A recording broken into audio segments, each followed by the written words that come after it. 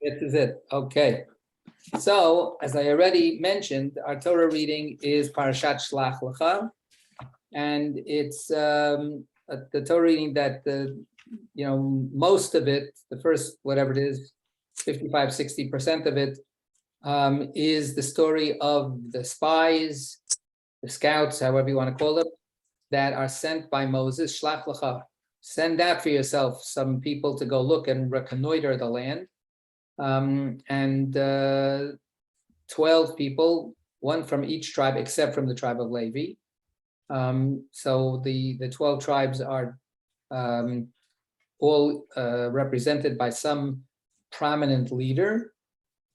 They get their marching orders from Moshe. They go. They spend 40 days in the promised land. They look around. They bring back, of course, the famous picture that we've seen so many times of two people schlepping on their shoulders this heavy, gigantic cluster of grapes, so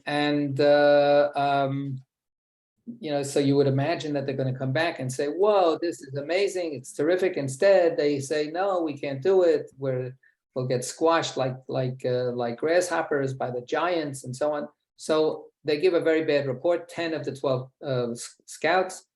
Joshua and Caleb do not give a bad report.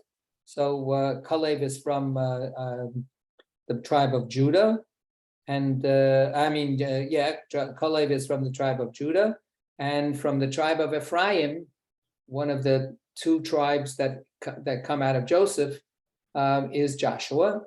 They say no, they're the minority report. They are rejected. Nobody wants to listen to them. They want to stone them and get rid of them. And it's everything collapses. And God says, "I've had it." And Moses has to intercede again and ask for to forgive the Jewish people. And God says, "Okay, but these people are just simply not up to the task. They're not ready.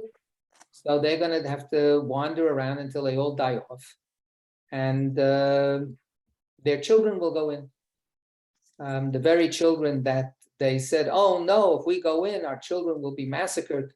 No, those very children are actually going to be the ones who are going to be courageous enough to go into the land and take possession of the promised land eventually. So it's 40 years that they will have to wander around.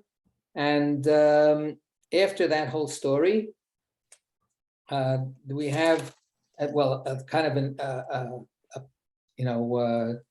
appendage to that story is that then a whole bunch of Israelites go, "Oh, okay, we take it back.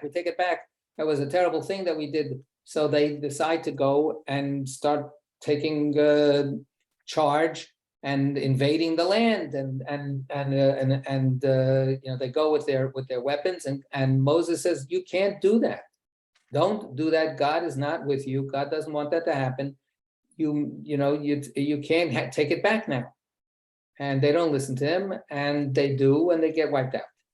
So that's a whole coda to that particular part of the story. It's a sad story all around.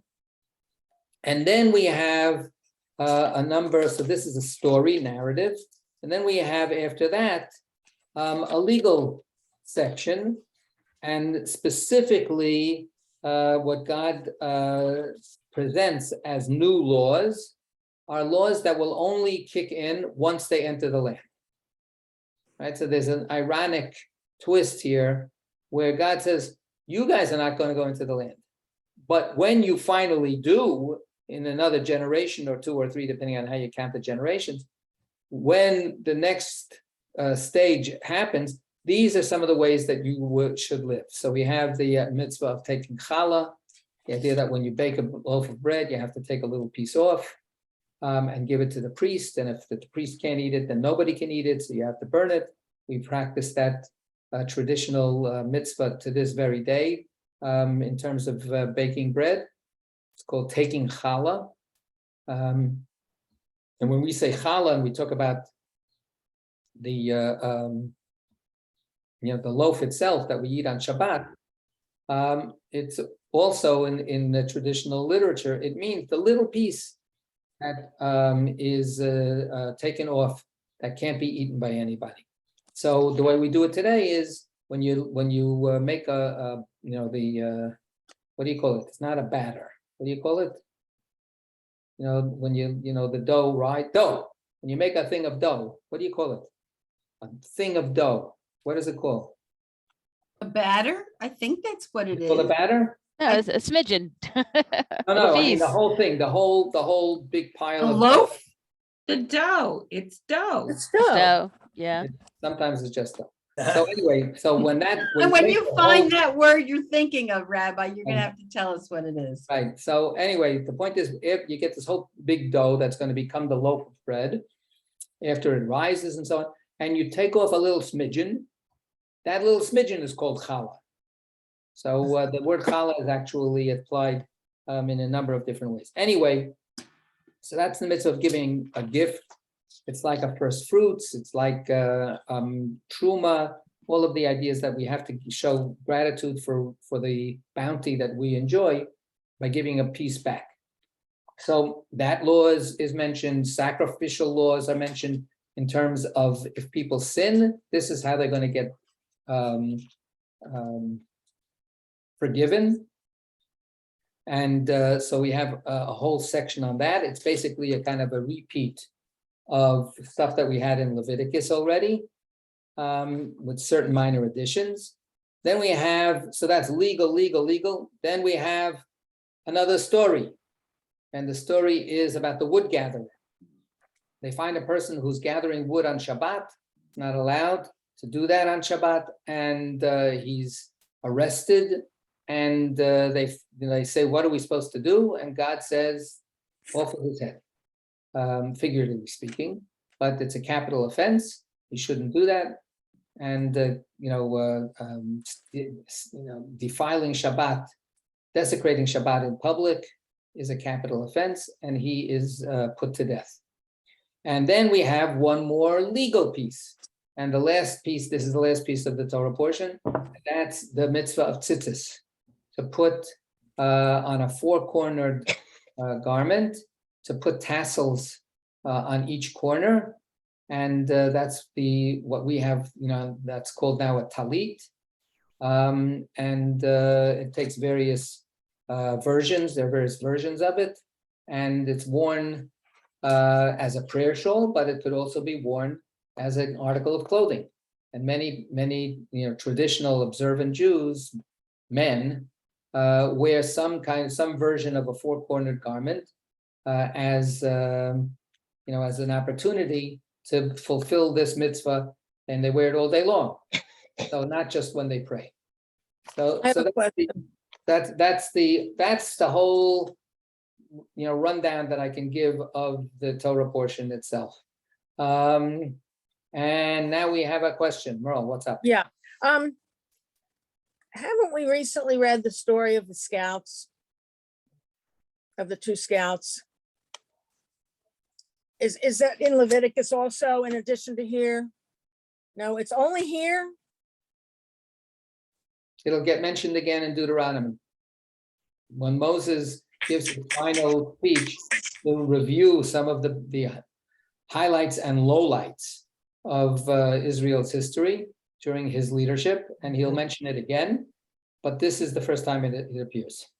Okay, well, maybe I remember it from It's just some. so notorious, it's so famous Yeah, that it's very familiar. Yeah, okay, I was just curious, thank you. right. Okay, maybe it's just that you read the Torah parts. What can I tell you? So okay, anything before we go now into the Haftarah? Of course, we're supposed to read this once a year at least, right? We read it every year, right? Yes. So now we're going to look at the prophetic reading that's chosen, the Haftarah for this Shabbat. And this time it comes from very early in the historical books, which is not. What page is it? I'm going to What tell you. page? I'm going to tell you in a minute. Okay. It doesn't come from Isaiah or Jeremiah or one of the prophetic books of the prophets. but it's still called a prophetic section.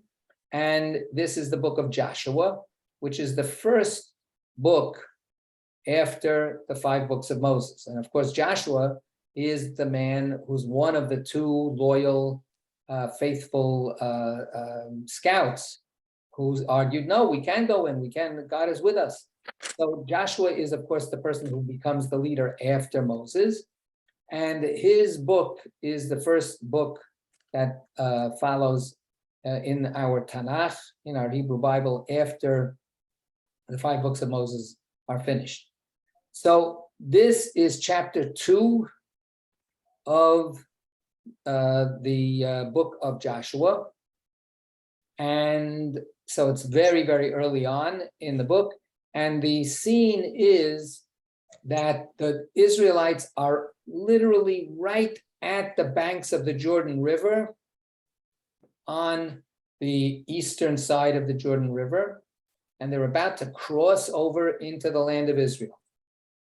Right? They're about to cross over, and this is now part of the preparations. So if we look at 857 in our Eitz Chaim Chumash, or if you have any other edition, Joshua chapter 2. Okay? So, and of course, let's keep a lookout and see if we can figure out at all what possible connection could this reading have to our Torah reading. Okay? Who's going to read for us? 857 in Eitz Chaim.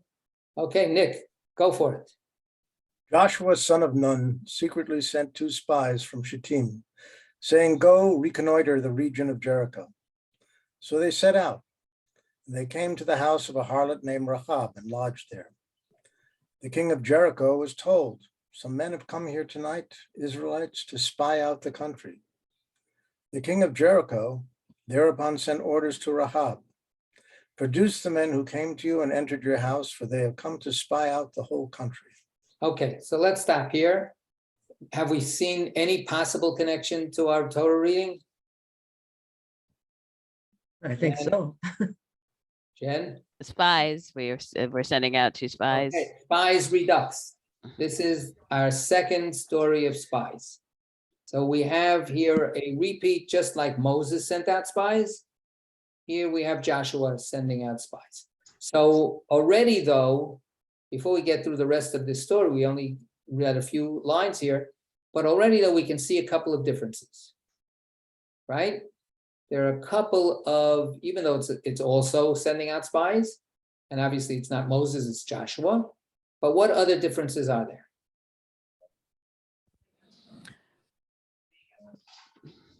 Yeah, Jen. The number of spies, the fact that they're gone to, they have specifically, they're being hunted specifically this time, which I don't think it was mentioned previously. Right. And they are, at a particular place where they're being hunted. And not only are they at a particular place, so good, all of those are significant differences. That's the specific place that they're supposed to scout. They're not being told to scout the entire country. They're being told to scout Jericho. Jericho will be the first stop in the campaign of the Israelites to take over the country. So they're not going to go out and look at the entire country. They're just going to specifically look and see what is the situation with this walled city, this fortified city that we're going to have to attack. Right? So it's much more cut and dried. It's not about describe for me, Moses, describe for me the whole land and the people and the culture and the landscape. No, go and check out Jericho because we're going to have to attack Jericho. So it's a very specific mission. And as Jen pointed out, only 2 spies this time, not 12, which means that we're not doing this mission as a national representation of the entire people, right? Let the entire people somehow symbolically come and take a look at the whole land that they're about to possess, that God has promised us, right? So even though it's very different, it actually ends up helping us appreciate a little bit more of what the agenda was in the Torah reading. Right? This was Moses trying to give, the Federal Commission on blah, blah, blah, right? This is like a national body of representatives who are doing this on behalf of the entire people. And what they're doing is saying, look around and tell the people about this wonderful land that they're about to enter. And of course, it all blows up in his face. So that's the tragedy here. And now this is completely not about that. This is a very practically oriented mission. And the number 2 does echo our Torah reading. How? Well, there were 2 who said we can do this, as Right. opposed to the other 10. Right. The magic number 2 in our Torah reading is the 2 people who really were good spies, who really were faithful. So, and the 10, were complete failures. Here, we're only gotten 2, and those 2, by implication, these guys better be the good ones. Yeah, Jen. Do we feel that Joshua learned a lesson from the way Moses handled it last time? Is he like, okay, no open-ended quest here. I'm going to give you a very specific target. They know now that we've been preparing, so I'm only going to send in 2 guys, and I just want to know about this one city and then get out of there safely. It's like, is this Joshua's life lessons learned? So good point. I think that this is another one of the differences. One of the differences is that even though this is a repeat, another scout story, this is very much the way we see repeat stories in the Torah in other places. Whenever we have a repeat of a former story, one of the basic differences is that the first story is not a repeat. And the second story is a repeat by definition. So the first story is always new and everything is unknown. The second story always assumes that we know the first story and that the participants will know the first story. So that background is part of their consciousness as they go about whatever they're doing. So here as well, Joshua, he was one of those guys. Right? It's not just a story that he heard, he lived it. So even though this is a repeat, but it's not a pure repeat because there's memory. And if there's memory, there's the possibility of learning. There's the possibility of doing something differently, changing something in order to improve it, to fix something, to repair something, to do tshuva, right? So all of those things are already embedded in this beginning, right? Audrey, did you want to say something?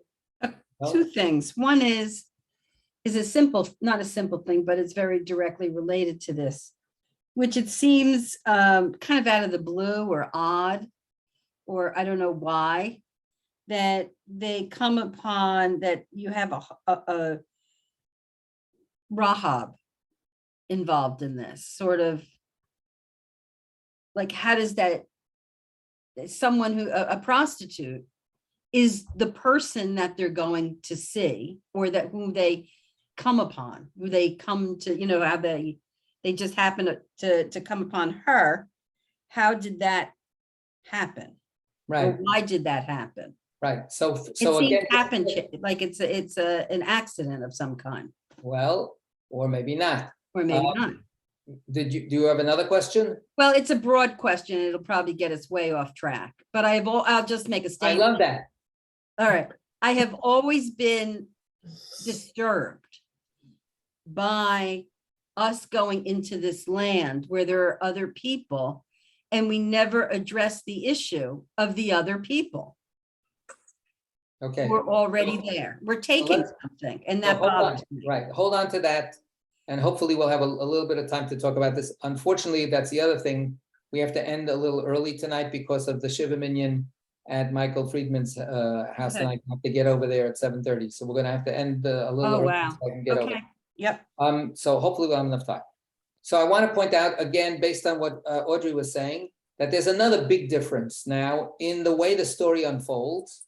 In the story in the Torah, we have no depiction of the spies having any interaction with the locals. They report, we saw them, we got afraid, those people look like giants to us, but we have no, we have the idea that Challah goes to Hebron, to the ancestral graves, but there's no, on the other hand, there's no living interaction between them and the locals. Who are the locals? The locals actually are only presented in that kind of exaggerated, stereotyped kind of way. And in the Torah, we have actually an ignoring of who the locals are in any true sense. So here we have a sort of corrective.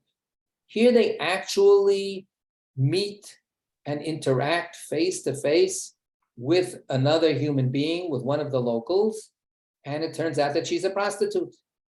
Why would that be? Well, one thing is when men, these are two men, when men go to prostitutes, one of the codes of honor is nobody asks any questions, right? That's what I've heard. The whole point of a prostitute is that she is accepting of anybody who wants to be her customer. So these spies don't have to introduce themselves. They don't have to make up some other kind of story. They know that there's, to borrow a phrase, open door Jerichoism, right? That's what she has, right? We have open door Judaism. That was the joke. So she has an open door. What we now find out is that she lives in a surveillance society where nobody's private business is private. And the king finds out immediately that she has two clients, quote unquote, who are Israelites, spies. And he says, give them up. You have to, they're aliens, they're enemies, give them up. We know that they're in there. So her loyalty is now being put to test. So if anybody sees anything, the king is the real good spy, right? The king really has these excellent spies working for him, right? Just a side point, the word for harlot is zonah, and many commentaries, traditional commentaries, because they were so embarrassed that these two guys should end up in the house of a prostitute, they said, no, zonah does not mean a prostitute. It means somebody who sells food. She ran the local bodega, right? The word zonah comes from hazan et ha'olam kulo betuvo birkat hamazon, food, nourishment. She sold groceries. So they were hungry, they came to her. So that's how they sort of clean up the story. But many people say, thank you very much. But let's admit what it is. Okay, let's go because we have to get through more of the story. The woman, however, had taken the two men and hidden them. It is true, she said, the men did come to me, but I didn't know where they were from. And at dark, when the gate was about to be closed, the men left, and I don't know where the men went. Quick, go after them, for you can overtake them. Now she had taken them up to the roof and hidden them under some stalks of flax which she had lying on the roof. So the men pursued them in the direction of the Jordan down to the fords. And no sooner had the pursuers gone out than the gate was shut behind them. The spies had not yet gone to sleep when they Okay, so wait, so what do we have here? We have here her response to this autocratic tyrant who wants to get rid of these two spies. Does this recall any other stories that we've had in the 5 books of Moses? I mean, in fairness, if there's a big army forming right across the river. I mean, I do feel like the king has some justification here to No, he's be totally, watching for spies, and from his point especially of view, Israelite spies. he's doing exactly what a king should do. Absolutely. He's Yeah. protecting his people. But what is this person responding to? She's responding in a similar way to the midwives, right? When Pharaoh says, Ah, kill those babies. Why? Because they are a legitimate threat to our people, right? So, and they lie to him and say, oh, we never were able to get there in time. They always are able to, have the kids born before we even show up. And there, of course, they are credited with Yirat Elokim, with reverence for the Almighty. Here, it doesn't explain what Rachab's motivation is, but she lies to the authorities, which of course is dangerous. If they find out that she really lied, then off with her head. So she's risking her life. And back to Jen's point, she obviously does not buy that this is where her patriotism should be, is with the king. She doesn't think that this is what she needs to do. Okay, let's find out why. Hey. The spies had not yet gone to sleep when she came up to them on the roof. She said to the men, I know that the Lord has given the country to you, because dread of you has fallen upon us, and all the inhabitants of the land are quaking before you. For we have heard how the Lord dried up the waters of the Sea of Reeds for you when you left Egypt, and what you did to Sihon and Og, the two Amorite kings across the Jordan whom you doomed. When we heard about it, we lost heart. No man had any more spirit left because of you. For the Lord your God is the only God in heaven above and on earth below. Now, since I have shown loyalty to you, swear to me by the Lord that you in turn will show loyalty to my family. Provide me with a reliable sign that you will spare the lives of my father and mother, my brothers and sisters, and all who belong to them, and save us from death. The men answered her, our persons are pledged for yours, even to death. If you do not disclose this mission of ours, we will show you true loyalty when the Lord gives us the land. Okay, so here we have her declaration that she is convinced that God is on their side. She's heard all of the miracle stories, and she says everybody is afraid. Everybody is quaking in their boots.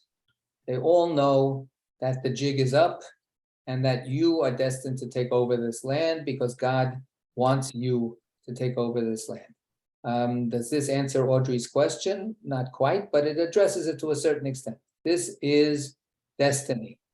Now, if we go back to the 5 books of Moses, where the promises are made, God says that the promises are being made contingent on the fact that the local population is morally depraved. They sacrifice their children to their pagan gods. They're no good. And when their sin has reached intolerable levels, that's when you're going to go in. So that's the Torah's answer, however adequate or inadequate it may be. The Torah's answer is not realpolitik. It's not, well, that's the way the ancient world works. Whoever is the stronger people goes and invades another country and takes it over. It's at least some attempt is made to give a moral flavor to this whole enterprise, and explain that the Canaanites have lost their right to the land because they have polluted the land with their sinfulness. And God says that to Israel. God says, they lost the land. Guess what? If you do the same thing, you're going to lose the land. Right? So there's a certain amount of recognition that there's an issue here, and we'll see that there's more to say about this. Okay, so they pledged to her loyalty to protect her the same way that she is protecting them, right?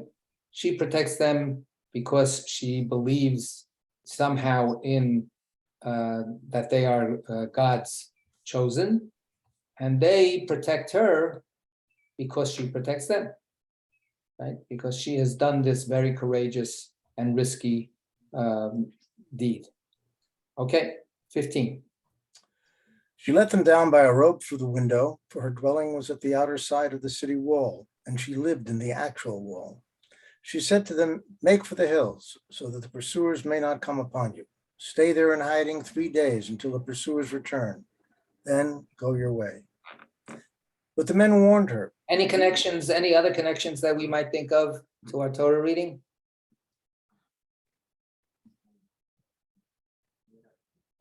Beryl, you saying it a connection? No? I'm going to say a far-fetched connection. Who gives instructions to the scouts, the spies in our Torah about what they should do and where they should go? Moses. Mhm. Who gives instructions here to the spies about what they should do and where they should go? Rahab. Rachav, the prostitute. Right? So she's in charge here, and everything depends on her. Okay. But the men warned her, "We will be released from this oath which you have made us take when we invade the country. You tied this length of crimson cord to the window through which you let us down. Bring your father, your mother, your brothers, and all your family together in your house. And if anyone ventures outside the doors of your house, his blood will be on his head, and we shall be clear. But if a hand is laid on anyone who remains in the house with you, his blood shall be on our heads. And if you disclose this mission of ours, we shall likewise be released from the oath which you made us take." She replied, "Let it be as you say." Okay. She sent them on their way. So they strike up this agreement, and they say, "We pledge to protect you as long as you abide by this agreement. Don't give us away. Here's the sign that we will know that you are off limits to us," right? Because we're going to fight, and we're going to destroy the rest of the city, but we're going to save you. But how are we going to know who to save? Right? A whole bunch of people are going to come in. We've met you, but nobody else has met you. How do we know how to recognize you? So what's the answer? Tie a yellow ribbon, right? Except it's a red string. Tie a red string and don't go out of this house, and we will save you. Does this recall not our Torah reading, but some other story in the Torah? The Passover. Exactly, right? Exactly. We take a red marker on the door of our house called blood, right? We mark it, and then God says, "Do not go out of I cannot guarantee your safety. If you go out of your doorway, you're goners. I can only protect you if you're inside the closed door, and mark your door. If you don't mark your door, I can't protect you." So here now we have it not from God speaking, but these human beings who are imitating and echoing a similar kind of idea. Yeah, Jen. No, I never thought about this logistically. I know she and her family live, but in our version of the story, like we have and God has it, the walls come tumbling down in which she lived. So how did that all work out logistically? Because they hadn't conquered the city without taking. Her part doesn't. She gets Okay. rescued before her part of the wall comes tumbling down. They see the red string, and they evacuate her. Got it. Okay. Okay, let's keep going. She sent them on their way, and they left, and she tied the crimson cord to the window. They went straight to the hills and stayed there 3 days until the pursuers turned back. And so the pursuers, searching all along the road, did not find them. Then the 2 men came down again from the hills and crossed over. They came to Joshua, son of Nun, and reported to him all that had happened to them. They said to Joshua, "The Lord has delivered the whole land into our power. In fact, all the inhabitants of the land are quaking before us." Okay, so they make it back safe and sound. And any other connections, any other comparison that we can make between the Torah reading and our Haftarah? That it's the opposite report. Completely the opposite report, right? Here they just report it straightforward. and their conclusion is exactly what justifies what needs to be done. If you go back to the Torah reading itself, here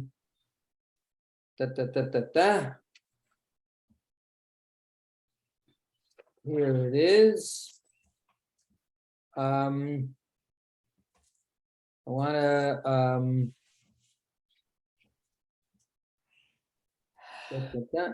look at 845 if you have it, Eitz Chaim, Numbers chapter 14, verse 7. Verse what? 7. Okay. Verse 14:7. This is Joshua and Caleb responding to the panic of the people of Israel. And exhorted the whole Israel community. The land that we have traversed and scouted is an exceedingly good land. If the Lord is pleased with us, he will bring us into that land, a land that flows with milk and honey, and give it to us. Only we must not rebel against the Lord. Have no fear then of the people of the country, for they are our prey. Keep going. Sorry.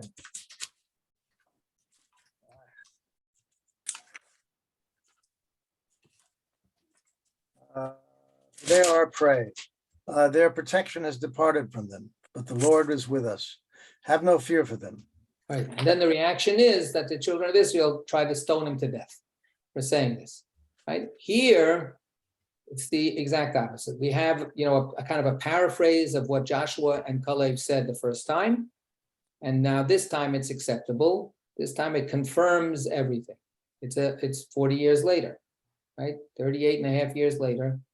And this is the culmination of everything that should have happened all the way back there in the first time that it was done. So here we have a kind of a tikkun, kind of a repair of that, disaster. I'm going to read for you later on in the book of Joshua. This is chapter 6, and it says as follows. They wiped out everybody in the city by the sword. This is the Battle of Jericho after the walls fall down. But Joshua bade the 2 men who had spied out the land, go into the harlot's house and bring out the women and all that belonged to her as you swore to her. So the young spies went in and brought out Rachav, her father and her mother, her brothers, and all that belonged to her. They brought her whole family and left them outside the camp of Israel. They burned down the city and everything in it. But the silver and gold, the objects of copper, were deposited in the treasury of the house of the Lord. Only Rachav the harlot and her father's family were spared by Joshua, along with all that belonged to her, and she dwelt among the Israelites, as is still the case. For she had hidden the messengers that Joshua sent to spy out Jericho. So she and her family are safe and sound, and they end up, being, fellow travelers with the children of Israel. So with this, a couple of minutes that we have left, I want to point out something that is directly related to what Audrey asked before. When we read in the Torah, in the 5 books of Moses, what the Israelites are supposed to do, and what we read, what they substantially did here in Jericho, the point is total war, total destruction of the enemy. Everything and everyone must be wiped out. It's a horrifying, chilling, call, and it raises, insurmountable ethical, moral difficulties. Now, when we get to the book of Joshua and the book of Judges, we find out that overall, it never happened. We did not follow those, to use a hard term, those genocidal commands. And here's the first instance where we see that we did not follow this. she's a Canaanite. She's, one of the local population. And she and her family, the rest of her family, did nothing to help the Israelites. Right? They didn't hide them. They didn't lie to the authorities. They're just what she said. Look, I want you to care for my people. I care for my people. You want to be nice to me because I was nice to you, then be nice to my family as well. And that's the pledge. And as a result, these people are completely spared. So many people point out that this story is an implicit counter story or counter voice to the voice that we have already in the Torah saying, just total destruction, right? And, which means that they read those verses as hyperbole, as a kind of an emotional expression, but not as a legal requirement, right? And this is the challenge that we always have. How do we read these words? How do we interpret them? How do we make sense of them? And against what standards of meaning? Right? The words by themselves sound very straightforward. But if they come up against our feeling that it's impossible that that's what it can mean, that's when we start working overtime to try to interpret the words differently. The words are still going to sit there on the page or on the parchment. And that's part of our commitment. We don't erase the words, we don't take the words out, but that's the whole point. Take those words and struggle with them. Make the best sense that you can make of them in service to protecting those words as God's word. So that's what we have here in this story as well. And of course, that's the opposite of what the spies did. What the spies and the Israelites said in our Torah reading is, God is a murderer. God wants to wipe us out. This has been a cruel game. Why did God take us out of Egypt? So that God could wipe us out in the desert. God is a sadist, and God has no morals, and God just wants to play with us because God is cruel. That's the great sin of the spies and of Israel, to fall into that kind of conspiracy theory mentality, where they end up saying God, of all people, is this vicious, unfaithful murderer. And the counter to that is, that cannot be. That cannot be. And therefore, everything that we try to understand about God, everything that we hear from God has to be filtered through that conviction that God is the opposite of that. So when we hear words that create a dissonance, we have to work on it. All right. Yeah, Sandra, then we got to go. The question is there retribution? Is there retribution for what? Because they didn't quite follow the words. Yeah, read the Torah portion. Okay. They die. They all die immediately. The rest of the generation of the Israelites die off gradually over the 40 years. But they all die. They're not worthy to go into the land. Okay, I understand it. All right. All right. So again, I want to just say thank you, Yasher Koach. It's Thank been you, a Rabbi. great privilege, and it's been a joy to learn with you. I've learned so much from you and with you. Yasher Koach. Sei gesund. Thank you very much. Absolutely. That's right. That's right.